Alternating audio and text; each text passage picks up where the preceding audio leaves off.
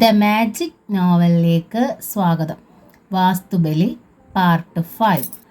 വളഞ്ഞു പുളഞ്ഞ മുന്തിരി വള്ളികൾ, ഇടയ്ക്കിടെ മനോഹരമായ കുഞ്ഞിലകൾ, ഓരോ വള്ളിയുടെ തുമ്പത്തും തുടുത്ത മുന്തിരിക്കുലകൾ. അതിൻ്റെ ശില്പഭംഗി അത്യപൂർവമായിരുന്നു. ഒരു തച്ചൻ്റെ കണ്ണുകളോടെയാണ് അബ്ദുള്ള അതെല്ലാം വീക്ഷിച്ചത്. കൊച്ചു വീട്ടിൽ ആശാരിമാരാണ് ആ ചന്ദനക്കട്ടിൽ പണിതതെന്ന് ചന്ദ്രകുഞ്ഞമ്മ പറഞ്ഞു തോർത്തു. അതോർത്തപ്പോൾ ആശാരിക്കലയോട് മുമ്പൊരിക്കലും തോന്നാത്ത ആദരവ് തോന്നി അബ്ദുള്ളയ്ക്ക്. നല്ല ആശാരിയിൽ ദൈവത്തിൻ്റെ വെളിച്ചപ്പാടുണ്ടെന്ന് ചെല്ലപ്പനാശാനും പറഞ്ഞിട്ടുണ്ട്. ഏത് ക്ഷേത്രത്തിൻ്റെ ശ്രീകോവിലിലും ആശാരിക്ക് കയറാം. ആശാരി തൊട്ടാൽ പുണ്യാഹം വേണ്ടാത്രേ. വെറുതെ ഒരു സംശയത്തിൻ്റെ പേരിൽ അബ്ദുള്ള കട്ടിലിൻ്റെ കടഞ്ഞ അഴികളിൽ പിടിച്ച് ശക്തിയിലൊന്ന് വലിച്ചു. അത്ഭുതം! അഴികൾ പിടിപ്പിച്ച ഫ്രെയിമിൻ്റെ സൂത്രപ്പോട്ട് അഴിഞ്ഞു. ഫ്രെയിം മെല്ലെ ഊരിപ്പോന്നു. കുഞ്ഞമ്മ പറഞ്ഞത് എത്ര സത്യം! ശ്രീചക്രം മാളികവക എന്ന അടയാളം ഒഴിവാക്കിയാലും ഈ ചന്ദനക്കട്ടിൽ ഉണ്ണിത്താന്മാരുടെ തന്നെ. അവർക്കത് നിസ്തർക്കം തെളിയിക്കാനും കഴിയും. പക്ഷേ ശ്രീചക്രം മാളികയിൽ മുതലെങ്ങനെ തങ്ങളുടെ നിലവറയിൽ വന്നു? തങ്ങളുടെ നിലവറയോ? പൊടുന്നനെ താൻ ആരാണെന്നുള്ള കാര്യം അബ്ദുള്ളയ്ക്ക് ഓർമ്മ വന്നു. ഈ വീടും നിലവറയുമൊക്കെ പീടികപ്പറമ്പിൽ സുലൈമാൻ ഹാജിയുടെയും മകളുടെയുമാണ്. അബ്ദുള്ള എന്നവന് ഈ വീടുമായുള്ള ബന്ധം ഒരു കടപ്പാടിൻ്റേതു മാത്രമാണ്. ആരുമല്ലാത്ത തന്നെ ഈ കുടുംബത്തിലെ അംഗമായി വാഴിച്ചതിൻ്റെ കടപ്പാട് തീർത്താൽ തീരാത്തതുമാണത്. അതുകൊണ്ട് തന്നെ പീടികപ്പറമ്പന്മാരുടെ അപമാനം തൻ്റേതുമാണ്. ജീവൻ കൊടുത്തും അവരെ സംരക്ഷിക്കേണ്ട കടമ തനിക്കുണ്ട്. എങ്കിലും ശ്രീചക്രം മാളികവക ചന്ദനക്കട്ടിൽ എങ്ങനെ പീടികപ്പറമ്പിലെ നിലവറയിലെത്തിയെന്ന് കണ്ടുപിടിച്ചേ പറ്റൂ. ഉണ്ണിത്താന്മാർ സംശയിക്കുന്നത് പോലെ മോഷ്ടിച്ചു കൊണ്ടുവന്നതൊന്നുമല്ലെന്ന് തീർച്ച.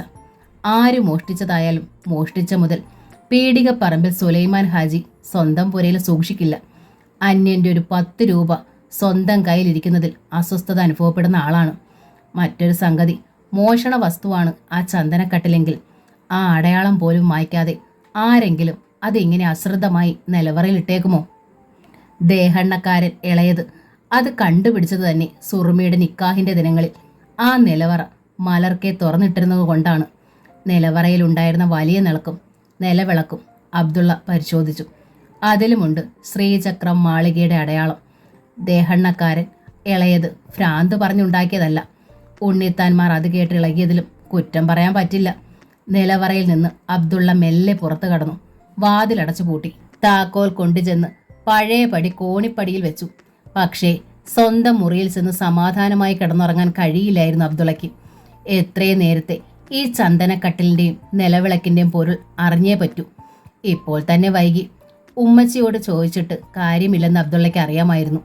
വല്ലതും നിശ്ചയമുണ്ടെങ്കിലും തുറന്നു പറയാതെ വാവിട്ട് കരയുകയുള്ളൂ. അത് തന്നെ കൂടുതൽ കുഴയ്ക്കും. അബ്ദുള്ള നേരെ മൂത്താപ്പയുടെ റൂമിലേക്ക് ചെന്നു. പാതിരാവ് കഴിഞ്ഞിരുന്നു.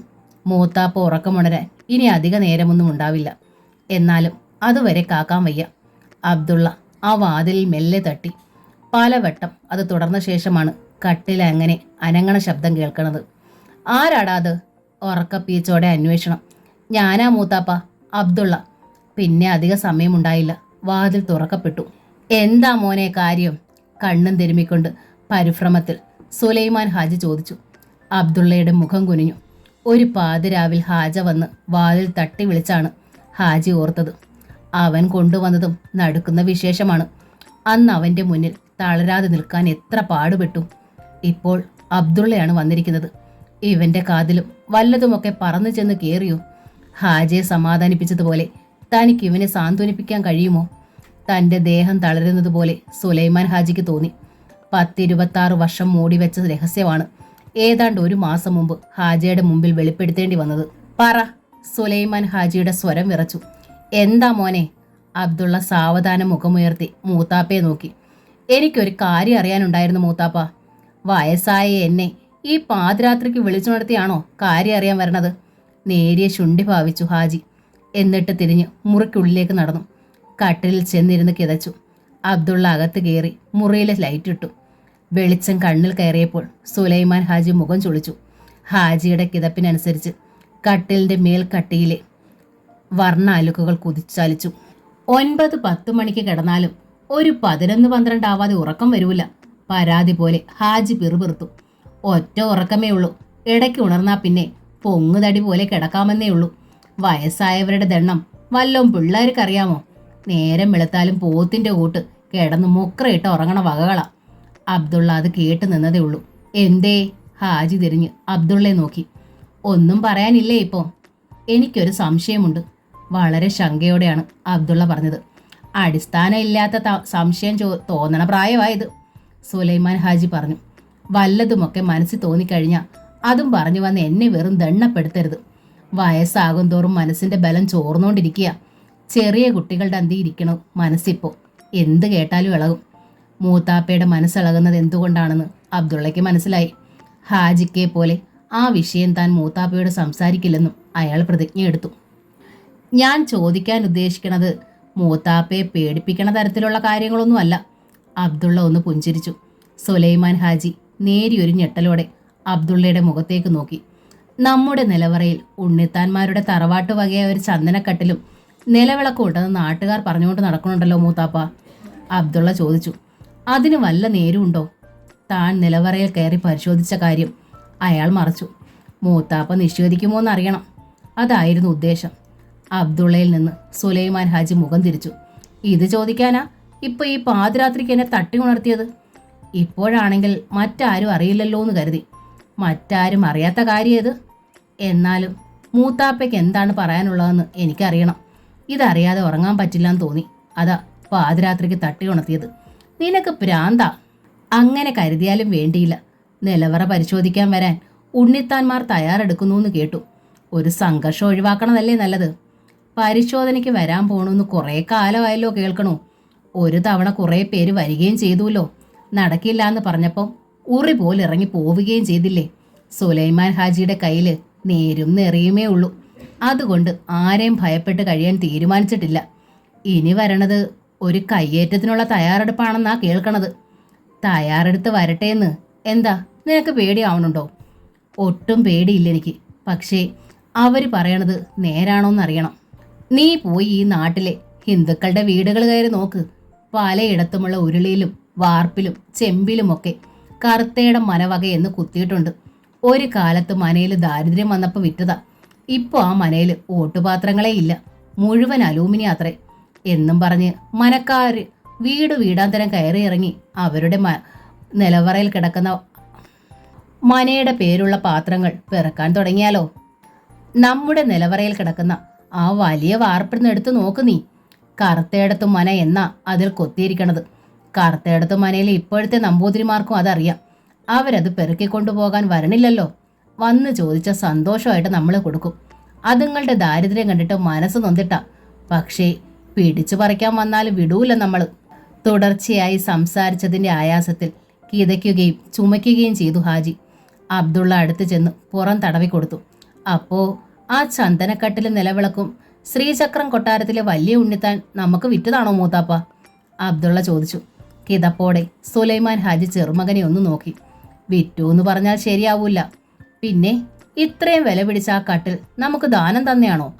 ആ തറവാട്ടിലെ വിലപ്പെട്ട നിധികളിൽ ഒന്നായിരിക്കുമല്ലോ അത്. അതെ, ഹാജി അപ്പോഴും കിതയ്ക്കുന്നുണ്ടായിരുന്നു. അത്രയും വിലപ്പെട്ട എന്തെങ്കിലും നമ്മൾ അങ്ങോട്ടും ചെയ്തിട്ടുണ്ടാവുള്ളൂ കൂട്ടിക്കോളീൻ. അബ്ദുള്ള മൂത്താപ്പയുടെ മുഖത്തേക്ക് ഉറ്റുനോക്കി. എന്താ ചെയ്തതെന്ന് നീ ചോദിക്കണ്ട. അത് മരിച്ചു പോയൊരു തമ്മിലുള്ള ഇടപാടാ. ഉണ്ണിത്താന്മാർ വന്ന് ബലമായി അത് കൈക്കലാക്കാൻ നോക്കിയാൽ വിട്ടുകൊടുക്കൂലടാ നമ്മള്. നെഞ്ചിൽ കൈ ചേർത്ത് പിടിച്ചു ഹാജി. ഒരു നിമിഷം കഴിഞ്ഞ് അദ്ദേഹം കൗതുകത്തോടെ അബ്ദുള്ളയെ നോക്കി. നിനക്ക് വേണോ അത്, ആ കട്ടില്? എനിക്കോ? അബ്ദുള്ള കൈമലർത്തി. എനിക്കെന്തിനാ? നിനക്ക് തരാനായിട്ടാടാ മണ്ട മൂത്താപ്പ അത് സൂക്ഷിച്ചു വെച്ചിരിക്കണത്. പുഴയുടെ കരയിൽ നിനക്ക് വേണ്ടി മൂത്താപ്പ ഒരു വീട് പണിയാൻ തീരുമാനിച്ചിട്ടുണ്ട്. അതിൻ്റെ പണി കഴിഞ്ഞ് നിനക്ക് കിടക്കാനുള്ള കിടപ്പറയിൽ ആ ചന്ദനക്കട്ടിലിട്ട് തരും. സുലൈമാൻ ഹാജിയുടെ മുഖത്ത് അത്യപൂർവമായൊരു പുഞ്ചിരി വിടർന്നു. ആദ്യം ഞെട്ടലും വിസ്മയവുമാണ് അബ്ദുള്ളയ്ക്കുണ്ടായത്. പിന്നെ നെഞ്ചിൽ സങ്കടത്തിൻ്റെ ഒരു വിലക്കം. അന്യനായ തനിക്ക് വേണ്ടി മൂത്താപ്പ പുഴക്കരയിൽ വീട് പണിയാൻ പോണു. ഉണ്ണിത്താന്മാരുമായി പൊരുതി സൂക്ഷിക്കുന്ന ആ ചന്ദനക്കട്ടിലും തനിക്ക് വേണ്ടി. വേണ്ട മുത്താപ്പ, അബ്ദുള്ള പറഞ്ഞു. അന്യന്മാരുടേതൊന്നും എനിക്ക് വേണ്ട. അന്യന്മാരുടേതോ? സുലൈമാൻ ഹാജി കണ്ണുരുട്ടി. ആ ചന്ദനക്കട്ടില് നിന്റേതു മാത്രമാ. മൂത്താപ്പ ചെയ്തൊരു വലിയ വിലപ്പെട്ട സഹായത്തിനാ ചന്ദ്രലേഖ കുഞ്ഞമ്മയുടെ അച്ഛനായ അവിടുത്തെ വലിയ ഉണ്ണിത്താൻ മൂത്താപ്പയ്ക്ക് ഈ ചന്ദനക്കട്ടിൽ തന്നത്. നീ ജനിച്ച അന്നാ അത് ചെയ്തത്. നീ പിറന്നതിൻ്റെ ഭാഗ്യമാത്. അതുകൊണ്ടത് നിനക്കാ. അബ്ദുള്ള മുട്ടിന്മേലിരുന്ന് മൂത്താപ്പയുടെ മടിയിലേക്ക് മുഖമണച്ചു. ഈ മൂത്താപ്പയുടെ നാവിൽ നിന്നാണ് തൻ്റെ ജന്മത്തിൻ്റെ രഹസ്യം പുറത്തു വന്നത്. തൻ്റെ കാതുകൊണ്ട് താനത് കേൾക്കുകയും ചെയ്തു. പെട്ടെന്ന് അബ്ദുള്ളയ്ക്ക് ഒരു ബുദ്ധി തോന്നി. എവിടെ കിടന്ന മൂത്താപ്പ ഞാൻ ജനിച്ചത്? അബ്ദുള്ള സുലൈമാൻ ഹാജിയെ നോക്കി. തെക്കും ഭാഗത്തെ വീട്ടിലോ അതോ വല്ല ആശുപത്രിയിലും വെച്ചാണോ? സുലൈമാൻ ഹാജിയിൽ ഒരു പതർച്ചയുണ്ടായി. പെട്ടെന്ന് അത് മറച്ച് അദ്ദേഹം പുഞ്ചിരിച്ചു. തെക്കും ഭാഗത്തെ വീട്ടിൽ ജനിച്ച ദിവസവും നേരവും ചോദിച്ചറിഞ്ഞിട്ട് വലിയ ഉണ്ണിത്താൻ പറഞ്ഞത് ഓർമ്മയുണ്ട്. ചിത്തരയാ തന്തയ്ക്ക് ദോഷമായെന്ന്. അത് പറഞ്ഞ പോലെ പോയില്ലേ അവൻ. ആ മുഖത്ത് വല്ലാത്തൊരു ഭാവം വന്നു. പിന്നെ തിരിഞ്ഞ് അബ്ദുള്ളയെ തട്ടി. എണീച്ചു പോയി കിടക്കടാ. നിന്റെ ഉമ്മച്ചിയെ വിളിച്ചുണർത്തി മൂത്താപ്പയ്ക്കൊരു കട്ടനിട്ട് തരാൻ കൂടി പറയണം. ഇന്നിനി എനിക്ക് ഉറക്കമില്ല. ഉമ്മച്ചിയെ വിളിച്ചുണർത്തി മൂത്താപ്പയ്ക്ക് കട്ടനിട്ട് കൊടുക്കാൻ പറഞ്ഞ ശേഷമാണ് അബ്ദുള്ള കിടന്നത്. അയാളും പിന്നെ ഉറങ്ങിയില്ല. മൂത്താപ്പ പറഞ്ഞത് എവിടെയൊക്കെയോ കല്ല് കടിക്കുന്നുണ്ടെന്ന് അബ്ദുള്ളയ്ക്ക് തോന്നി. പിറ്റേന്ന് ചന്തയിലെ കടയിലിരിക്കുമ്പോൾ അബ്ദുള്ളയ്ക്ക് തപാലിലൊരു കത്ത് വന്നു. ആദ്യമായിരുന്നു അയാൾക്കൊരു കത്ത്. സുറുമി കോഴിക്കോട്ട് നിന്ന് അയച്ചതാണോ എന്ന് സംശയിച്ചു. പക്ഷേ തലേന്ന് അവൾ ഫോൺ ചെയ്തപ്പോൾ അങ്ങനൊരു കത്തിൻ്റെ കാര്യം പറഞ്ഞിരുന്നതുമില്ല. മേൽവിലാസം എഴുതിയിരുന്നത് അപരിചിതമായ അക്ഷരങ്ങളിലൂടെയാണ്. അബ്ദുള്ള കത്ത് പൊട്ടിച്ചു. സംബോധനയില്ലാത്ത തുടക്കം. എന്തിന് എന്നോട് ഈ ചതി ചെയ്തു? ഞങ്ങളുടെ പുത്തൻ വീടിൻ്റെ മുഖവാതിലിൽ കൊത്തിയ മഹാലക്ഷ്മിക്ക് എൻ്റെ അതേ മുഖം, എൻ്റെ അതേ കണ്ണുകൾ. കണ്ടവരെല്ലാം പറയുന്നു അതാരാണ് കൊത്തിയതെന്നും പലരും പറഞ്ഞു. അച്ഛൻ ഭ്രാന്തെടുത്ത് നടക്കുകയാണ്. ആ വാതിൽ മാറ്റി പുതിയ വാതിൽ കൊത്തണ തിരക്കിലാണ്. പുരവാസ്തു ബലിയുടെ ദിവസം തെറ്റും. ചിലപ്പോൾ എൻ്റെ കല്യാണവും തെറ്റുമെന്ന് ആളുകൾ പറയുന്നു. കല്യാണം തെറ്റിയാൽ അച്ഛൻ ഈ വീട്ടിൽ തൂങ്ങിച്ചാവുമത്രേ. അങ്ങനെ സംഭവിക്കും മുമ്പ് ഞാനും. ആരാണ് എഴുതിയതെന്നൊന്നുമില്ല. പക്ഷേ നിഫയുടെ കണ്ണീരണിഞ്ഞ മുഖം അബ്ദുള്ളയുടെ മുന്നിൽ തെളിഞ്ഞു. എന്നോട് എന്തിനീ ചതി ചെയ്തു? അവൾ ആവർത്തിച്ച് ചോദിക്കുന്നു. എന്ത് ചെയ്യണമെന്ന് അബ്ദുള്ളയ്ക്ക് അറിയില്ലായിരുന്നു. മറ്റാരും കാണാതെ ആ കത്ത് മടക്കി അയാൾ പോക്കറ്റിലിട്ടു. ആ രാത്രിയും അബ്ദുള്ളയ്ക്ക് ഉറങ്ങാനായില്ല. പാതിരാവോടടുത്ത നേരത്താണ് മുറ്റത്ത് ആരവം. സുലൈഖ ബീവി വാതിൽ തട്ടിക്കരഞ്ഞു. മക്കളെ ഓടിവാടാ, ഉണ്ണിത്താമാരും കൂട്ടരും നമ്മുടെ പുരയ്ക്ക് ചുറ്റും വളഞ്ഞിരിക്കുന്നു. അബ്ദുള്ള ഹാജയെ വിളിച്ചുണർത്തി. രണ്ടുപേരും താഴെ വന്നപ്പോൾ മൂത്താപ്പ വാതിൽ തുറക്കാൻ ഒരുങ്ങുകയാണ്. മൂത്താപ്പയെ തള്ളി മാറ്റിയിട്ട് അബ്ദുള്ളയാണ് വാതിൽ തുറന്നത്. മുറ്റം നിറയെ ആളുകൾ. മുന്നിൽ ബാലരാമൻ ഉണ്ണിത്താനും മകനുമായിരുന്നു. എന്താ വേണ്ടത്? മുന്നിൽ നിൽക്കുന്ന ബാലരാമൻ ഉണ്ണിത്താനോട് അബ്ദുള്ള ചോദിച്ചു. ഞങ്ങൾക്ക് ഞങ്ങളുടെ ചന്ദനക്കട്ടിലും നിലവിളക്കും കിട്ടണം, ബാലരാമൻ ഉണ്ണിത്താൻ അറിയിച്ചു. മനസ്സോടെ തരുന്നതാ നല്ലത്. തന്നില്ലെങ്കിൽ ഞങ്ങൾ കൊണ്ടുപോകും. അതിനായിട്ട് എന്തൊക്കെ വേണ്ടി വന്നാലും അതിനൊക്കെ ഞങ്ങൾ ഒരുക്കമാ. കൊണ്ടുപോയിക്കോ, അബ്ദുള്ള പറഞ്ഞു. പക്ഷേ ഈ ആൾക്കൂട്ടം ഈ മുറ്റത്ത് നൊഴിയണം, അല്ലെങ്കിൽ നിങ്ങൾക്ക് ഇവിടുന്ന് ഒന്നും കൊണ്ടുപോവില്ല. ആൾക്കൂട്ടം ഒഴിയുമ്പം എന്നെ അടിച്ചു വീഴിക്കാമെന്നാണോ വിചാരം? ബാലരാമൻ ചോദിച്ചു. ഇരുട്ടത്തടിക്കുന്നത് നിങ്ങളുടെ പതിവാ, ഞങ്ങളത് ശീലിച്ചിട്ടില്ല, അബ്ദുള്ള പറഞ്ഞു. എങ്കിൽ നിന്റെ മൂത്താപ്പ എനിക്ക് വാക്ക് തരണം, എന്നാലേ മുറ്റത്തൂന്ന് ആളൊഴിയൂ. അബ്ദുള്ള തിരിഞ്ഞകത്തേക്ക് നോക്കി. ഹാജിയുടെ പിന്നിൽ നിന്നാണ് സുലൈമാൻ ഹാജി പൂമുഖത്തേക്ക് ഇറങ്ങി വന്നത്. എന്താ എൻ്റെ ഉണ്ണിത്താനെ നിങ്ങളീ കാണിക്കണത്? പാതിരാത്രിക്ക് ആളും കൂട്ടി വീട് കയറി ആക്രമണത്തിന് വന്നതാണോ? ആണത്തോ അന്തസ്സും. പകൽ വെളിച്ചത്ത് വന്നപ്പോഴുള്ള നിങ്ങളുടെ മറുപടി ഞാൻ കേട്ടതാണല്ലോ. പാതിരാത്രിക്ക് വന്നാലും പകൽ വെളിച്ചത്തിൽ വന്നാലും സുലൈമാൻ ഹാജിക്ക് ഒരേ ഒരു മറുപടിയേ ഉള്ളൂ. അതായത് നിലവറയിൽ കിടക്കണ ചന്ദനക്കട്ടിലും നിലവിളക്കും തരൂല്ലെന്നും. തരൂല്ലെന്നല്ല, ബലം പ്രയോഗിച്ച് എടുത്തുകൊണ്ട് പോകാൻ പറ്റില്ലെന്നും. ബലം പ്രയോഗിച്ചില്ലെങ്കിൽ നിങ്ങൾ തരുമോ? നിങ്ങളുടേതാണെങ്കിൽ തരും. ശ്രീചക്രം മാളിക വക എന്നിൽ അതിൽ അടയാളം കൊത്തിയിട്ടില്ലേ? അടയാളം കൊത്തിയിട്ടുണ്ടെങ്കിൽ ഞങ്ങളത് മായിച്ചിട്ടൊന്നുമില്ല. അത് നിങ്ങളുടെ തറവാട്ട് വകയല്ലെന്ന് പറഞ്ഞിട്ടുമില്ല. അതിൻ്റെ യഥാർത്ഥ അവകാശിയായ വലിയ ഉണ്ണിത്താൻ തന്നെയാ അത് സൂത്രബന്ധം അഴിച്ച് ചാക്കിൽ കെട്ടി എന്നെ ഏൽപ്പിച്ചത്. ഇയാളെ ഏൽപ്പിച്ചോ? ബാലരാമൻ ഉണ്ണിത്താൻ പൊട്ടിച്ചിരിയോടെ ചുറ്റും കണ്ണോടിച്ചു. കുടുംബവക ജംഗമ സ്വത്തുക്കളിൽ ഏറ്റവും വിശേഷപ്പെട്ടതായ ആ ചന്ദനക്കട്ടിൽ അമ്മാമ്മ അന്യമതക്കാരനായി നിങ്ങൾക്ക് തന്നൂന്നോ? അതെ, തെളിവുണ്ട്. തെളിവോ? എന്ത് തെളിവ്? കാണിക്കാം. നിങ്ങളുടെ കൂടുള്ളവരോട് ഈ മുറ്റം വിട്ടു പോകാൻ പറയും. ഇതൊരടവാണല്ലോ. അല്ലുണ്ണിത്താനെ, നിങ്ങളുടെ നന്മയ്ക്ക് വേണ്ടിയാ ഞാൻ പറയണത്. അല്ലച്ചാ, ഇത് ഇവന്മാരുടെ അടവ് തന്നെയാ, ബാലരാമൻ ഉണ്ണിത്താനോട് മകൻ പറഞ്ഞു. പിന്നെ ചുറ്റും നിന്നവരെ നോക്കി ആജ്ഞാപിച്ചു, ഒരെണ്ണവും മുറ്റത്തുനിന്ന് പുറത്തു പോവരുത്. എങ്കിലേ മുറ്റത്തു നിന്ന് ഉറക്കമൊഴിയാവുന്നതേ ഉള്ളൂ. ചന്ദനക്കട്ടില് ഇവിടുത്തെ നിലവറയിൽ തന്നെ കിടക്കും. പോലീസിന് ഞാൻ ഫോൺ ചെയ്തിട്ടുണ്ട്. പോലീസ് വന്ന് കട്ടിലിന്റെ അവകാശം തീരുമാനിക്കട്ടെ. ഞങ്ങൾക്കൊരു വിരോധവും ഇല്ല. ബാലരാമൻ ഉണ്ണിത്താൻ തിരിഞ്ഞ് കൂടെയുള്ളവരെ ശങ്കയിൽ നോക്കി. മറ്റുള്ളവരിലും നേരിയൊരു ശങ്കയും അമ്പരപ്പും വ്യാപിച്ചിരുന്നു. പാതിരാത്രിക്ക് വീട് കയറി ആക്രമണത്തിന് മുതിരുന്നത് ശിക്ഷാർഹമായ കുറ്റമാണ്. പൊതുകാര്യ പ്രസക്തനായ ഹാജിക്ക് ജനപിന്തുണയും അല്പസ്വല്പ സ്വാധീന ശക്തിയുമുണ്ട്. ഉണ്ണിത്താന്മാരുടെ കരുത്തായ മജിസ്ട്രേറ്റ് ഉണ്ണിത്താൻ ഈ നീക്കത്തിന് വളരെ നേരത്തെ തന്നെ എതിർപ്പ് പ്രഖ്യാപിച്ചിട്ടുമുണ്ട്. അതുകൊണ്ട് ആ സഹായം പ്രതീക്ഷിക്കുകയേ വേണ്ട. പിന്നെയുള്ളത് കൈക്കരുത്തും കാശുമാണ്. ഹാജിക്കും അത് കുറവല്ല. എല്ലാറ്റിനും ഉപരി ചന്ദനക്കട്ടിൽ അമ്മാമ രേഖാമൂലമാണ് ഹാജിക്ക് കച്ചവടമോ കൈമാറ്റമോ ചെയ്തിട്ടുള്ളതെങ്കിൽ ഇന്നിപ്പോൾ അത് പിടിച്ചു വാങ്ങാൻ കയറി വന്നത് അങ്ങേയറ്റത്തെ അന്യായമാവും. ചന്ദനക്കട്ടിൽ കൊടുത്തതിന് തെളിവുണ്ടെന്നാണല്ലോ ഹാജിയും പറയുന്നത്. ശരി, ബാലരാമൻ ഉണ്ണിത്താൻ ഹാജിയെ നോക്കി. മുറ്റത്ത് നിന്ന് ആളെ മാറ്റാം. പക്ഷേ ഞങ്ങളുടെ കുടുംബസ്വത്ത് എങ്ങനെ നിങ്ങളുടെ നിലവറയിലെത്തിയെന്ന് തെളിവ് തരണം. തരാം, ഹാജി സമ്മതിച്ചു. ബാലരാമൻ ഉണ്ണിത്താൻ തിരിഞ്ഞ് മകനടക്കം എല്ലാവരോടും പറഞ്ഞു, നിങ്ങൾ പൊയ്ക്കോ, ഞാനും ഹാജിയും കൂടെ ഒന്ന് സംസാരിക്കട്ടെ. മുറ്റത്ത് നിന്ന ആളുകൾ ഓരോരുത്തരായി തിരിഞ്ഞ് പുറത്തേക്ക് പോയി. ഹാജി തിരിഞ്ഞ് സുലൈഖ ബീവിയെ നോക്കി. പിള്ളേരെ വിളിച്ചോണ്ട് നീയും അകത്തോട്ട് പോ. എനിക്ക് ഉണ്ണിത്താനോട് ഒരു സ്വകാര്യം പറയാനുണ്ട്. എന്താ ബാപ്പ? സുലൈഖ ബീവിയുടെ മുഖത്ത് പരിഭ്രമം നിറഞ്ഞു. നീ പേടിക്കണ്ട മോളെ, ആർക്കും ദോഷം വരണത് ബാപ്പ ചെയ്യൂല. എങ്കിലും നടന്നിട്ട് അവർ തിരിഞ്ഞു നിന്നും മക്കളെ വിളിച്ചു. വാടാ ഒന്ന്.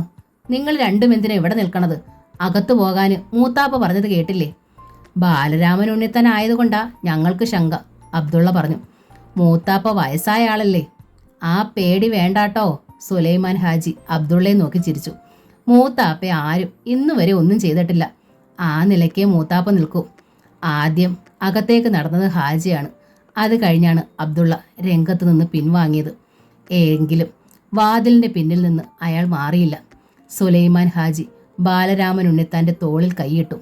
എന്നിട്ട് മെല്ലെ മുറ്റത്തേക്കിറങ്ങി. കാര്യം പറ ഹാജി. ഉണ്ണിത്താന് തിടുക്കമായി. നിങ്ങൾക്കറിയാമോ, വലിയ ഉണ്ണിത്താനും ഞാനും ഒരേ പ്രായമാ. ഞങ്ങളന്ന് വലിയ ചങ്ങാതിമാരുമായിരുന്നു. നിങ്ങളന്നൊരു ചെറുപ്പക്കാരൻ. നിങ്ങളുടെ മകന്റെ അത്രയും വരുമെന്ന്. ഈ പഴങ്കഥകളൊന്നും ആവർത്തിക്കണ്ട. ബാലരാമന് ശുണ്ടി വന്നു. ഈ പഴങ്കഥകളിൽ കുറെ കഴമ്പുണ്ട് ഉണ്ണിത്താനെ. നിങ്ങളുടെ അമ്മാമ്മ ഒരിക്കൽ എൻ്റെ അടുത്തുനിന്ന് ഒരു വലിയ ഉപകാരം ചോദിച്ചു. എന്തുപകാരം? ബാലരാമൻ ഉണ്ണിത്താൻ ഹാജിയെ നോക്കി. അത് ഞാൻ പറയൂല. ഞാൻ ആ ഉപകാരം ചെയ്തു കൊടുത്തു. അതിൻ്റെ പ്രത്യുപകാരമായ ഈ ചന്ദനക്കട്ടിലും നിലവിളക്കും വലിയ ഉണ്ണിത്താൻ എനിക്ക് തന്നത്. കൊട്ടാരത്തിൽ ഉണ്ണിത്താന്മാരും പീടികപ്പറമ്പിൽ സുലൈമാൻ കുഞ്ഞും തമ്മിലുള്ള ആത്മബന്ധത്തിന്റെ തെളിവായിട്ട്. എന്നെങ്കിലും ഈ ചന്ദനക്കട്ടിലൊരു തർക്ക വിഷയമാകുമെന്ന് അന്നേ വലിയ ഉണ്ണിത്താൻ തോന്നിയിരിക്കണം. ഹാജി മെല്ലെ ചിരിച്ചു. അതുകൊണ്ട് മൂപ്പരൊരു പ്രമാണം എഴുതി തന്നു. മാത്രമല്ല, ആ പ്രമാണം വെക്കാൻ ശ്രീചക്രം മാളിക വക ഒരു കാൽപ്പെട്ടിയും തന്നു. ആ കാൽപ്പെട്ടിക്കുമുണ്ട് പ്രമാണം.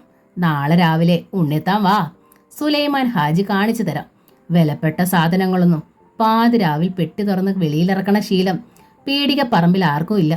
ബലരാമൻ പകയോടെ ഹാജിയെ നോക്കി. നിങ്ങൾ അമ്മാമ്മയ്ക്ക് ചെയ്ത ആ ഉപകാരം എന്താണെന്ന് എനിക്കറിയണം. അപ്പം തിന്നാ പോരെ ബാലരാമൻ ഉണ്ണിത്താനെ, വെറുതെ കുഴിയെണ്ണണോ? അപ്പോഴേക്കും ഒരു പോലീസ് ജീപ്പ് ഗേറ്റ് കടന്നു വന്ന് പീടികപ്പറമ്പിലെ മുറ്റത്ത് നിന്നു. സബ് ഇൻസ്പെക്ടർ രാമകൃഷ്ണൻ ജീപ്പിൽ നിന്നിറങ്ങി. പുറകെ സബോർഡിനേറ്റ്സും. ബാലരാമൻ ഉണ്ണിത്താന്റെ സർവ്വകുനിഷ്ഠകൾ പറഞ്ഞുള്ള ആളായിരുന്നു ഇൻസ്പെക്ടർ രാമകൃഷ്ണൻ. മജിസ്ട്രേറ്റ് ഉണ്ണിത്താനോടുള്ള ബഹുമാനം മൂലം ബാലരാമൻ ഉണ്ണിത്താനെതിരെ യാതൊന്നും ചെയ്യാൻ കഴിഞ്ഞിരുന്നില്ല. എന്നാൽ അടുത്ത കാലത്ത് മജിസ്ട്രേറ്റ് തന്നെ രാമകൃഷ്ണനോട് തുറന്നടിച്ചു. എൻ്റെ ബന്ധുക്കളെ നോക്കി നിങ്ങൾ നീതി നടത്താൻ നോക്കരുത്. നിങ്ങൾ നിങ്ങളുടെ ഡ്യൂട്ടിയാണ് ചെയ്യേണ്ടത്. മറിച്ചായാൽ നിങ്ങളെയാവും ഞാൻ ശിക്ഷിക്കുക. രാമകൃഷ്ണനെ അത് വല്ലാതെ സന്തോഷിപ്പിച്ചിരുന്നു. രാമകൃഷ്ണനുമായി ബാലരാമൻ ഒരിക്കൽ ശരിക്കൊന്ന് ഉടക്കുകയും ചെയ്തതാണ്. അതുകൊണ്ട് രാമകൃഷ്ണനെ കണ്ടപ്പോൾ ബാലരാമൻ ഉണ്ണിത്താന് നേരിയൊരു പതർച്ചയുണ്ടായി. എന്താ ഹാജി പ്രശ്നം? എസ്.ഐ. രാമകൃഷ്ണൻ സുലൈമാൻ ഹാജിയെ നോക്കി. മറ്റൊന്നുമല്ല, ഹാജി പുഞ്ചിരിച്ചു. ശ്രീചക്രം മാളികയിലെ വക ഒരു ചന്ദനക്കട്ടിലും നിലവിളക്കും ഞങ്ങളുടെ നിലവറയിൽ സൂക്ഷിച്ചിട്ടുണ്ട്. അതാണെങ്കിൽ മരിച്ചുപോയ വലിയ ഉണ്ണിത്താൻ ഞാൻ ചെയ്തൊരു ചെറിയ സഹായത്തിന്റെ പ്രത്യുപകാരമായി സമ്മാനിച്ചതുമാണ്. ശ്രീചക്രം മാളിക വക ഒരു പ്രധാനപ്പെട്ട സ്വത്താണ് ഈ ചന്ദനക്കട്ടിൽ. അതുകൊണ്ട് പിൽക്കാലത്ത് അതേ സംബന്ധിച്ച് പ്രശ്നങ്ങളൊന്നും ഉണ്ടാവാതിരിക്കാൻ മരിച്ചുപോയ വലിയ ഉണ്ണിത്താൻ എൻ്റെ പേർക്ക് ഒരു ദാന ആധാരം എഴുതി തന്നിട്ടുണ്ട്. രാത്രിയിൽ ആ ആധാരം പുറത്തെടുക്കാനും ബുദ്ധിമുട്ടുണ്ട്.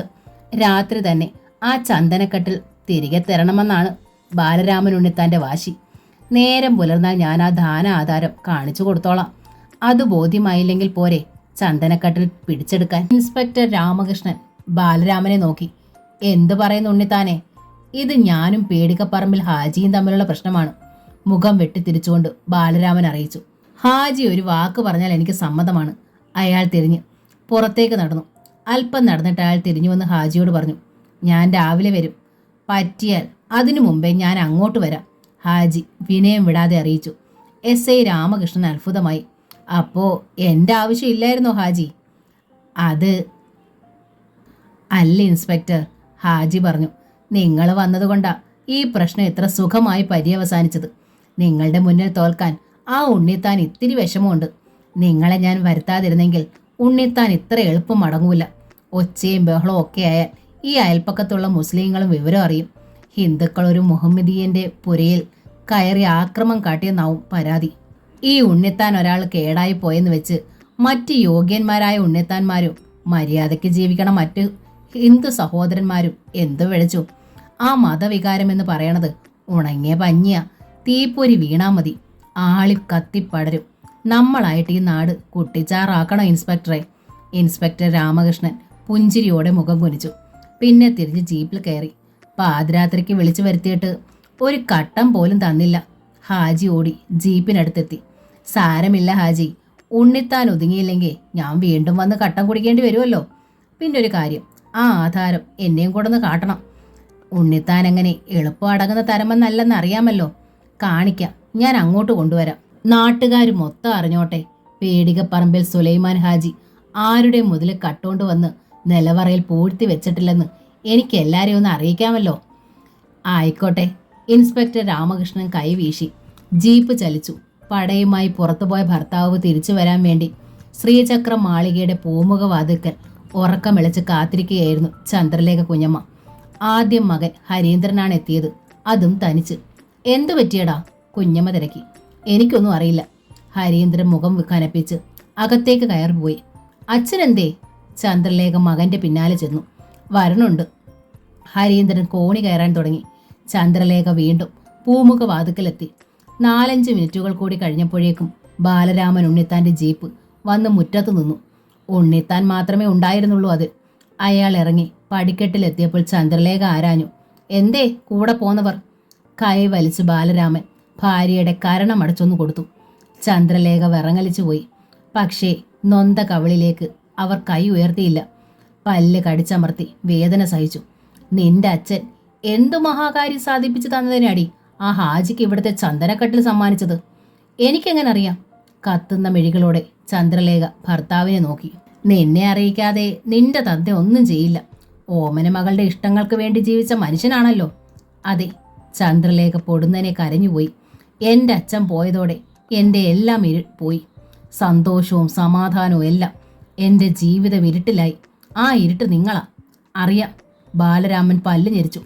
മകളുടെ എന്ത് കൊള്ളരുതായ്മയ്ക്കും തുണനിന്ന അച്ഛനാ നിനക്ക് നിലാവ്. ആശാരി ചെക്കൻ്റോടൊപ്പം ഒളിച്ചോടാൻ പോലും കൂട്ടുനിന്നില്ലേ ആ വൃത്തികെട്ട തന്ത.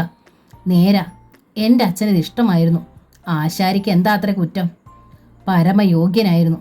ലോകം കാണാതെ പോയ കലാകാരനായിരുന്നു. ജീവൻ കൊടുത്തും സ്നേഹിച്ചവനായിരുന്നു.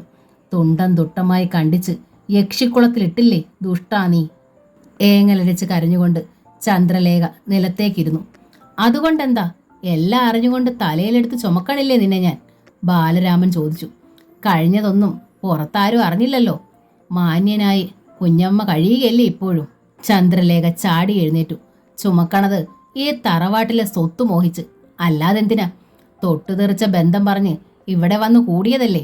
മകനുള്ളത് മന്ദബുദ്ധിയായി പോയതുകൊണ്ട് സ്വന്തം മകനായി കരുതിയ അച്ഛൻ.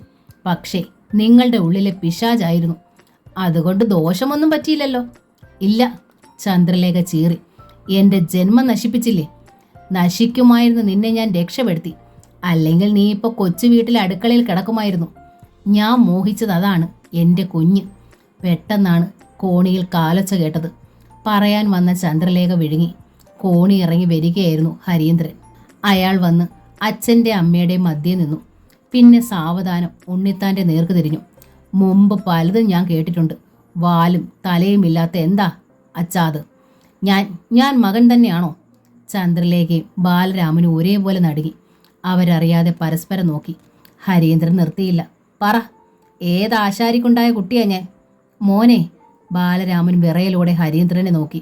നടന്ന് അവൻ്റെ അരികിലെത്തി വാത്സല്യപൂർവ്വം ആ ചുമലിൽ കൈവച്ചു.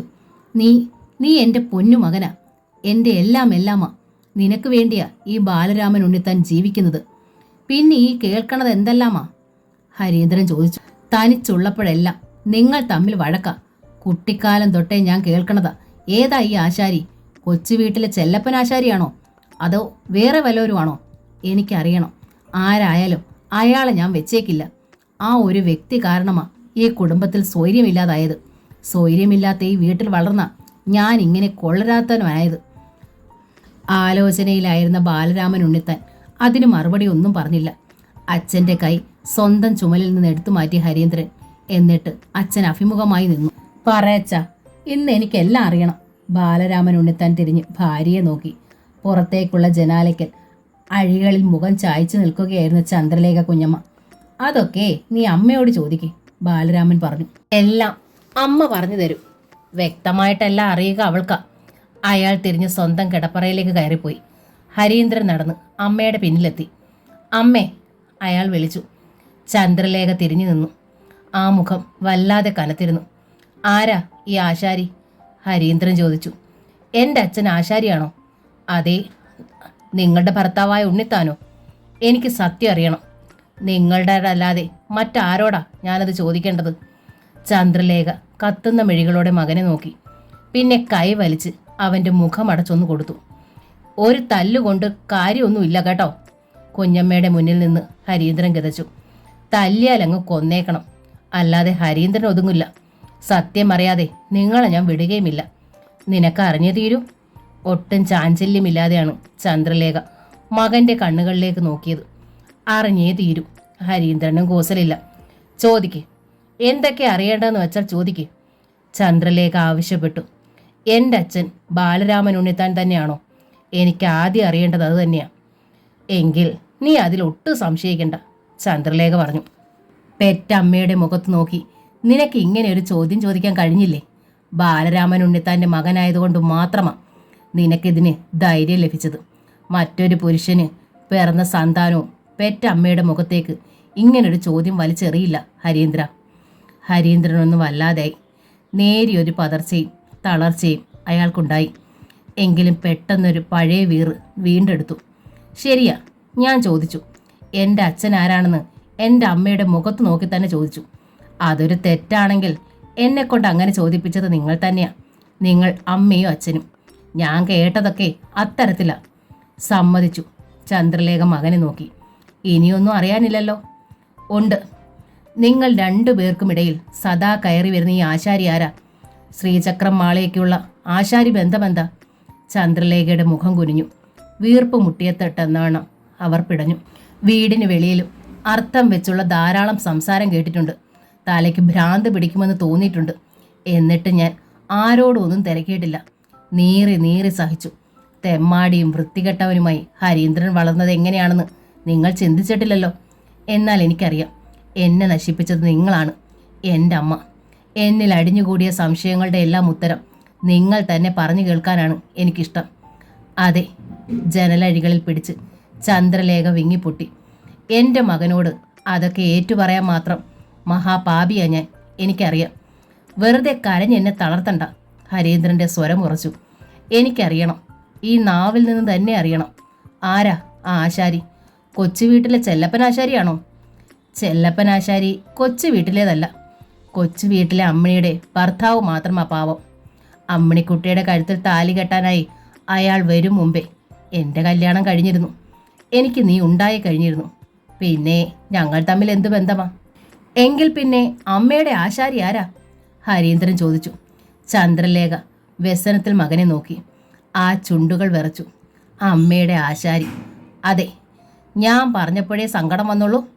ഈ നാട്ടിൽ എത്രയോ പേർ അങ്ങനെ പറഞ്ഞ് ഞാൻ കേട്ടിട്ടുണ്ട്. പെട്ടെന്ന് ചന്ദ്രലേഖ ഒരേങ്ങലോടെ ജനലഴികളിൽ നെറ്റിയിടിച്ചു. മരിച്ചുപോയി, അല്ലെങ്കിൽ കൊന്നു. ഹരീന്ദ്രൻ്റെ കണ്ണുകൾ വിടർന്നു. ആരാ അയാള്? കൊച്ചു വീട്ടിൽ കുഞ്ഞനന്തൻ, അമ്മിണിക്കുട്ടി അമ്മയുടെ നേരാങ്ങള. അമ്മിണിക്കുട്ടിയും ഞാനും ഒരു പ്രായമാ. ആദ്യമായി ഒരു കുഞ്ഞു പമ്പരമുണ്ടാക്കി തന്ന ബന്ധം. എൻ്റെ മകനോട് ഞാനതെങ്ങനെ പറയുക? വിശ്വകർമാവിൻ്റെ അവതാരമാണെന്ന് അച്ഛൻ പറഞ്ഞത് ഓർമ്മയുണ്ട്. 10-25 വർഷം മുമ്പാ. എന്നാലും എൻ്റെ അച്ഛൻ ഇഷ്ടമായിരുന്നു ആ ബന്ധം. എന്നിട്ടും നമ്മുടെ യക്ഷിക്കുളത്തിൽ ആ ശവം പൊന്തി. ചന്ദ്രലേഖ ഏങ്ങലടിച്ചു കരഞ്ഞു. ആരാ അത് ചെയ്തത്? ഹരീന്ദ്രൻ്റെ തൊണ്ട വിറച്ചു. ആർക്കാ അത് ചെയ്യേണ്ട കാര്യം? ചന്ദ്രലേഖ ചോദിച്ചു. ആർക്കെങ്കിലും ആ ജീവൻ തടസ്സമായിരുന്നിരിക്കും. ഇന്നും ആ പേര് പറഞ്ഞ് എന്നെ ശിക്ഷിക്കാൻ എല്ലാവർക്കും കഴിയുന്നില്ലേ? പെട്ടെന്ന് അവർ തിരിഞ്ഞ് മകൻ്റെ ചുമലിലേക്ക് വീണു. അമ്മ തെറ്റ് ചെയ്തില്ലെങ്കിൽ എൻ്റെ മകൻ എന്നെ കൊന്നോളൂ. ഏത് തരത്തിൽ വേണമെങ്കിലും ശിക്ഷിച്ചോളൂ. എനിക്ക് ഈ ജീവിതം മതിയായി. കണ്ണെഴുതി പൊട്ടുതൊട്ട് കസവെടുത്ത് ദേഹം നിറയെ പൊന്നണിഞ്ഞ് സന്തുഷ്ടയായ കുഞ്ഞമ്മയായി ഞാൻ ജീവിക്കുന്നുണ്ട്. പക്ഷേ 25-ലേറെ വർഷങ്ങളായി എൻ്റെ മനസ്സ് കരഞ്ഞുകൊണ്ടിരിക്കുക. ഞാൻ മൂലം ഒരു ജീവനില്ലാതായില്ലേ? ഞാൻ മൂലം എൻ്റെ കുടുംബത്തിന് ദുഷ്പേരായില്ലേ? ഞാൻ മൂലം എൻ്റെ മകനായ നീ നശിച്ചില്ലേ? ഞാൻ മൂലം പെട്ടെന്ന് കുഞ്ഞമ്മ കണ്ണു തുടച്ചു. ബാക്കി എനിക്ക് ഓർക്കാൻ പാടില്ല. എന്താ അമ്മേ? ഹരീന്ദ്രൻ ചോദിച്ചു. അറിയാതെ അയാളുടെ കൈകൾ അമ്മയെ വലയം ചെയ്തു. വേണ്ട, ഒന്നുമില്ല. ചന്ദ്രലേഖ മുഖം തിരിച്ചു. എൻ്റെ അച്ഛനാണമ്മേ. ആണോ അമ്മേ ആ മനുഷ്യനെ കൊന്നത്? പെട്ടെന്ന് ഹരീന്ദ്രൻ ചോദിച്ചു. അമ്മയെ സ്വന്തമാക്കാൻ വേണ്ടി, ഇവിടുത്തെ സ്വത്തുക്കൾ സ്വന്തമാക്കാൻ വേണ്ടി. ചന്ദ്രലേഖ കൈ ഉയർത്തി.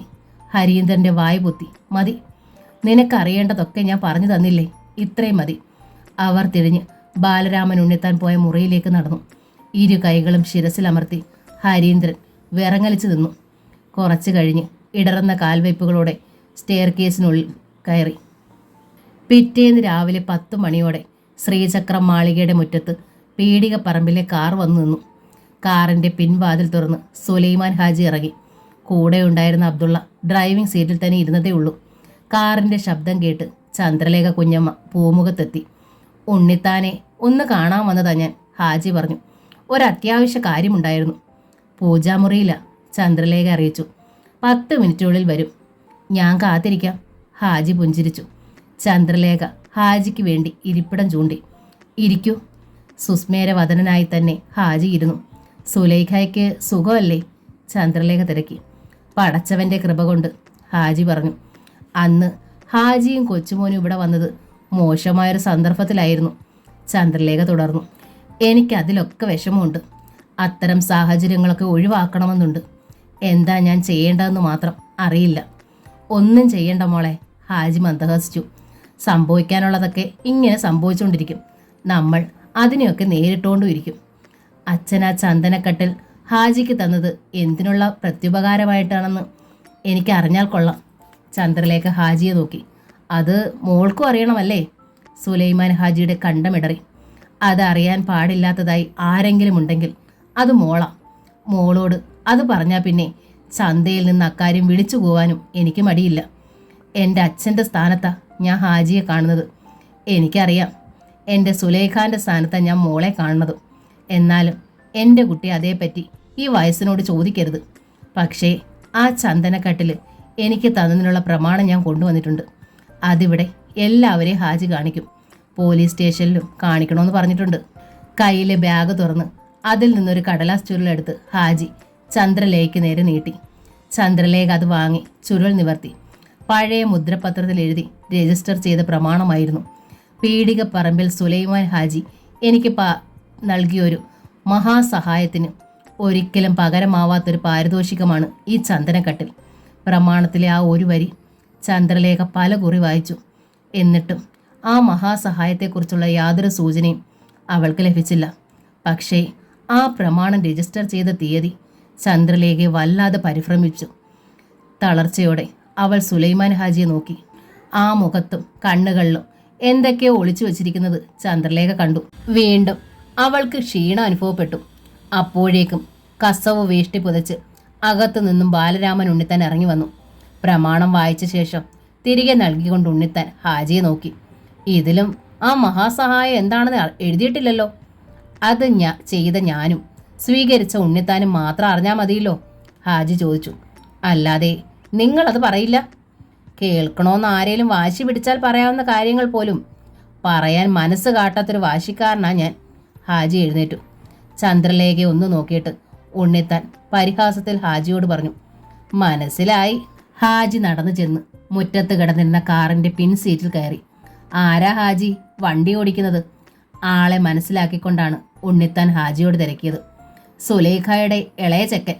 നേർ ചോദ്യമല്ല ചോദിച്ചതെന്ന് അറിഞ്ഞുകൊണ്ട് തന്നെയാണ് സുലൈമാൻ ഹാജി മറുപടി നൽകിയതും. ഈ ചെക്കന് സുലൈഖയുടെയും ബീരാന്റെയും മുഖമല്ലല്ലോ കിട്ടിയിരിക്കണത്.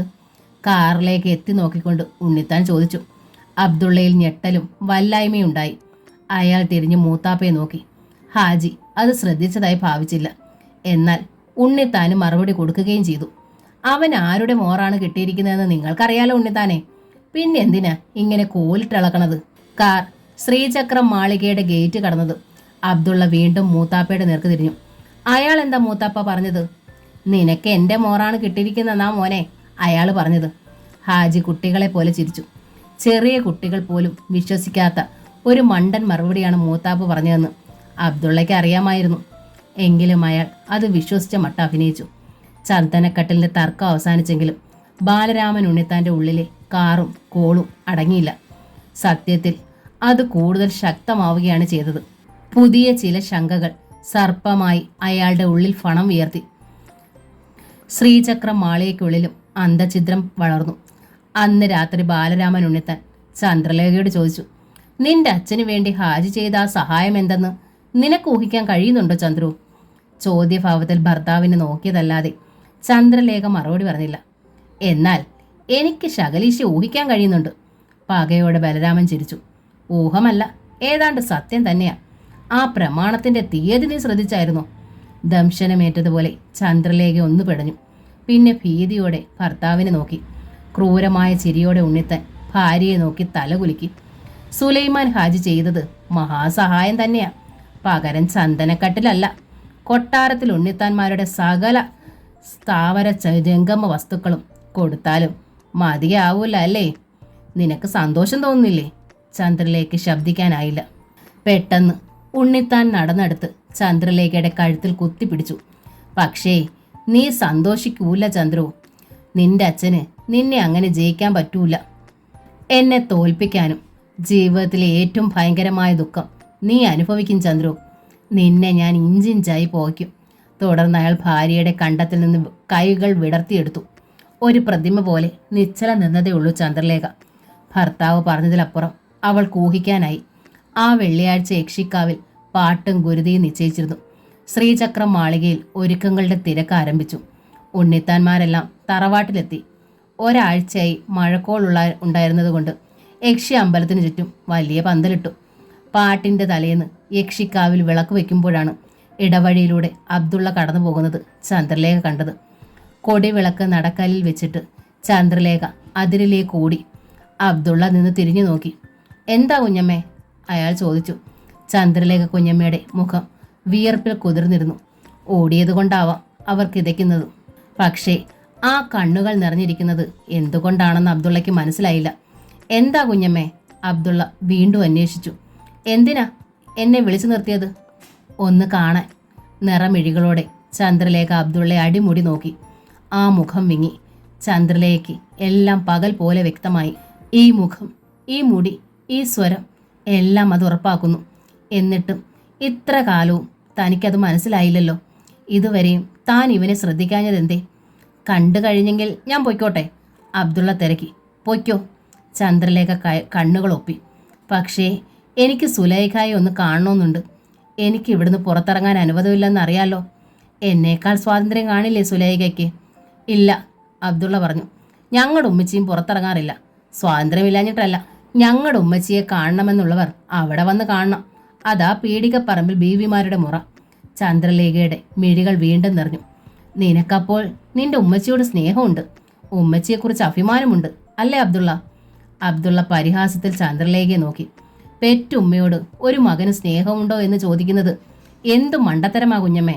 എനിക്ക് ഈ ലോകത്തിൽ എന്നേക്കാളും വലുത് എൻ്റെ ഉമ്മച്ചിയാ.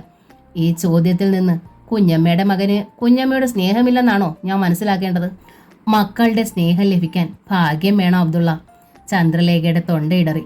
വയറ് കൊടുത്തോണ്ടൊന്നും ആരും അമ്മയോ ഉമ്മയോ ആവില്ല. വയറ് കൊടുക്കാതെയും മക്കളുടെ സ്നേഹം ലഭിക്കും. ഭാഗ്യമുണ്ടെങ്കിൽ നല്ല ജീവിതം എന്ന് പറയുന്നത് തന്നെ ഒരു ഭാഗ്യമാണ്.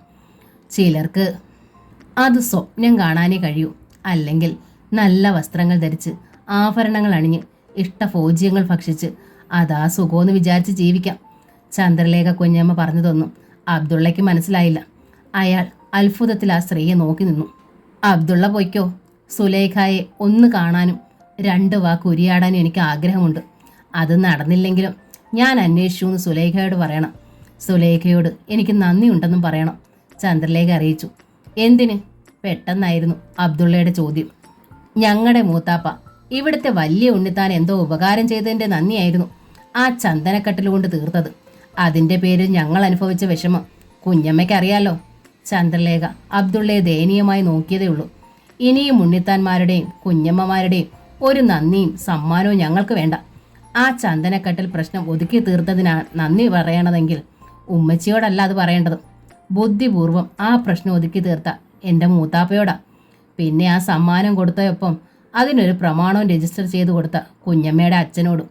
ഇല്ലെങ്കിൽ കുഞ്ഞമ്മയുടെ ഉണ്ണിത്താനിപ്പോൾ ഈ നാട്ടിലൊരു ചോരപ്പുഴ ഒഴുകിയേനെ.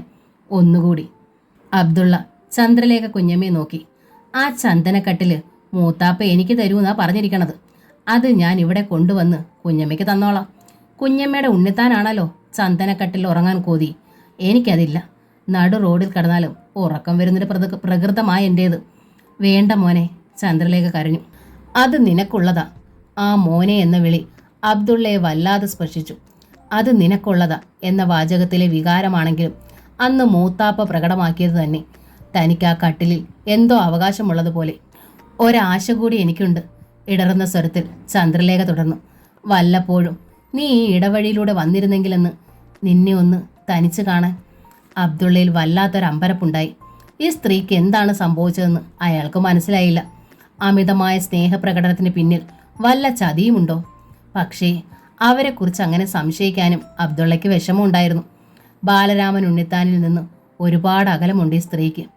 അവർ അന്ന് തന്നെ അടിച്ചപ്പോഴും ആ മനസ്സിൻ്റെ നന്മയും സ്വഭാവത്തിലെ ശുദ്ധിയും വ്യക്തമായിരുന്നു. ചന്ദ്രു. യക്ഷി അമ്പലത്തിൻ്റെ മുറ്റത്ത് നിന്നും ബ്ലൗസ് ഇടാതെ മാർക്കച്ച കെട്ടിയ ഒരു വൃദ്ധ ചന്ദ്രലേഖയെ വിളിച്ചു. യക്ഷി അമ്പലത്തിൻ്റെ പാട്ട് പ്രമാണിച്ച് അക്കരെ നിന്ന് വന്ന് കാത്തു ചെറിയമ്മയായിരുന്നു അത്. ദാ വരണു എന്ന് പറഞ്ഞ ശേഷം യാത്ര പറയും പോലെ അബ്ദുള്ളയെ ഒന്ന് നോക്കിയിട്ട് ചന്ദ്രലേഖ യക്ഷി അമ്പലത്തിൻ്റെ നേർക്ക് നടന്നു. എന്താണീ 4-ാം വേദക്കാരനുമായി? അടുത്തെത്തിയപ്പോൾ കാത്തു ചെറിയമ്മ ചന്ദ്രലേഖയോട് തട്ടിക്കേറി. ഇപ്പോൾ എനിക്ക് തോന്നണത് കുറ്റം ബാലരാമൻ്റെതല്ല, നിൻ്റേതാണെന്നാ. അയാൾക്ക് സംശയം ഉണ്ടാവുന്ന തരത്തിൽ ഓരോന്നൊക്കെ കൂട്ടണത് നീ തന്നെയാ. ഇപ്പം എന്തായിരുന്നു ആ ചെക്കൻ്റെ അടുത്തൊരു കിന്നാരം? ചന്ദ്രലേഖ അതിനൊരക്ഷരവും മറുപടി പറഞ്ഞില്ല. പാട്ട് പ്രമാണിച്ചെത്തിയിരുന്ന ബന്ധുക്കളായ സ്ത്രീകളിൽ ചിലർ അർത്ഥഗർഭമായി പരസ്പരം നോക്കി. അബ്ദുള്ള ആ ഇടവഴിയിലൂടെ വന്നത് നിഫയെ ഒന്ന് കാണാൻ വേണ്ടിയായിരുന്നു. പുതിയ വീടിൻ്റെ മുഖവാതിൽ കൊത്തിയ മഹാലക്ഷ്മിയുടെ മുഖത്ത് അല്പം മിനുക്ക് കണ്ണുകളുടെ പണിയും മാത്രമേ അബ്ദുള്ള ചെയ്തിരുന്നുള്ളൂ. അതിപ്പോൾ നിഫയ്ക്കൊരു ശാപമായിരിക്കുന്നുവെന്നാണ് ഒരു കത്ത് മുഖേന അവൾ അറിയിച്ചിരിക്കുന്നത്. മഹാലക്ഷ്മിക്ക് അവളുടെ മുഖമാണെന്ന് ആളുകൾ പറയണത്രേ. ആ മുഖം കൊത്തിയത് അബ്ദുള്ളയാണെന്നും നാട്ടുകാർ അറിഞ്ഞിരിക്കുന്നു. ആ മുഖം മാറ്റി മറ്റൊന്ന് പണിയുകയാണത്രേ ചെല്ലപ്പനാശാൻ. അത് കഴിഞ്ഞിട്ട് വേണം പുരവാസ്തുബലി. നിർബന്ധിച്ച് തന്നെ കൊണ്ട് ചെയ്യിച്ച ശേഷം ആ വാതിൽ മാറ്റുന്നതിൽ അബ്ദുള്ളയ്ക്ക് വിഷമമുണ്ടായിരുന്നു. എങ്കിലും ആശാന്റെ അടുത്ത് പരാതി പറയാനൊന്നും പോയില്ല. അബ്ദുള്ള 1-2 തവണ വഴിയിൽ വെച്ച് കണ്ടിട്ടും വെറുതെ പുഞ്ചിരിച്ച് കടന്നുപോയതേ ഉള്ളൂ രണ്ടുപേരും. ആശാന് പിണക്കമുണ്ടെന്ന് തോന്നി. ഒരു പക്ഷേ താൻ മനഃപൂർവ്വം ചെയ്തതാണെന്നാവും വിചാരം. ആ തെറ്റിദ്ധാരണ തിരുത്താനൊന്നും അബ്ദുള്ള ശ്രമിച്ചില്ല. എന്നാൽ നിഫയുടെ തെറ്റിദ്ധാരണ അയാളെ വേദനിപ്പിച്ചു. അവൾ മറ്റൊരാളുടെ ഭാര്യയാകുന്നത് ദുഃഖത്തോടെയാണെങ്കിലും താങ്ങാൻ അബ്ദുള്ള തയ്യാറാണ്.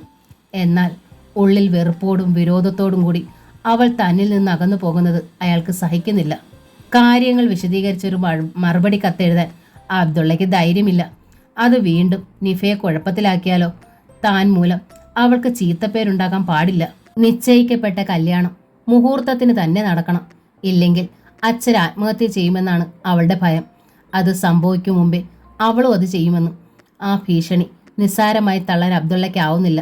പല ദിവസങ്ങളായി അയാൾ ആ ഇടവഴിയിലൂടെ നടക്കുന്നു. നിഫയുടെ നിഴൽ പോലും ഒരിടത്തും കാണാനില്ല. ആ ഒരു വാചകത്തിൽ കാര്യം പറയണമെന്നേ ഉള്ളൂ അബ്ദുള്ളയ്ക്ക്. ആശാൻ സ്ഥലത്തുള്ളത് കൊണ്ട് കയറി ചെല്ലാനൊരു ഭയം. ചിലപ്പോൾ പൊട്ടിത്തെറിച്ചെന്ന് വരാം. ഒളിക്കാനും ക്ഷമിക്കാനും കഴിവില്ലാത്ത മനുഷ്യനാണ്. മോശമായൊരു രംഗമുണ്ടായാൽ അത് നിഫയുമാണ് ബാധിക്കുക. അന്ന് അബ്ദുള്ള കൊച്ചു വീടിൻ്റെ പുതിയ ഗേറ്റിങ്ങിലെത്തിയപ്പോൾ പടിക്കെട്ടിൽ ഉണ്ണിയിരുന്ന് പഠിക്കാനുള്ളതെന്തോ മനഃപ്പാഠമാക്കുന്നുണ്ടായിരുന്നു. അബ്ദുള്ളയെ കണ്ടപ്പോൾ അവൻ തിരക്കി, ഇപ്പോഴെന്താ അബ്ദുക്കെ, ഇങ്ങോട്ടൊന്നും കാണാറേയില്ലല്ലോ. ആശാൻ ഇവിടെ പണിത്തിരക്കല്ലേ, ഞാൻ വന്നാൽ പുളു പഠിച്ച് ചുമ്മാ നേരം കളയും. അത് ശരിയാ, ചിരിയോടെ ഉണ്ണി തല കുലുക്കി. പുതിയ വാതിൽ വെച്ചോ? അബ്ദുള്ള അവനോട് അന്വേഷിച്ചു. തീർന്നില്ല, എന്തൊക്കെയോ വാങ്ങാൻ അച്ഛൻ ടൗണിൽ പോയിരിക്കുക.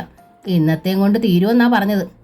ഏതായാലും കയറി താമസത്തിന്റെ മുഹൂർത്തം തെറ്റും. ഇനി ഓപ്പോളുടെ കല്യാണത്തിന് 2 ദിവസം മുമ്പ് ഒരു മുഹൂർത്തമുണ്ട്. അന്ന് കയറി താമസിക്കാനിരിക്കുക. അമ്മയും ഓപ്പോളും ഒക്കെ ഉണ്ടോ വീട്ടിൽ? അമ്മയില്ല, കുലുക്കല്ലൂര് കല്യാണവും പുരവാസ്തൂലിയും പറയാൻ പോയിരിക്കുക. കൂടെ ചെറിയമ്മയുടെ മുൻ ബാലേട്ടനും ഉണ്ട്. ഓപ്പോൾ അകത്തിരുന്ന് പഠിക്കുന്നുണ്ട്.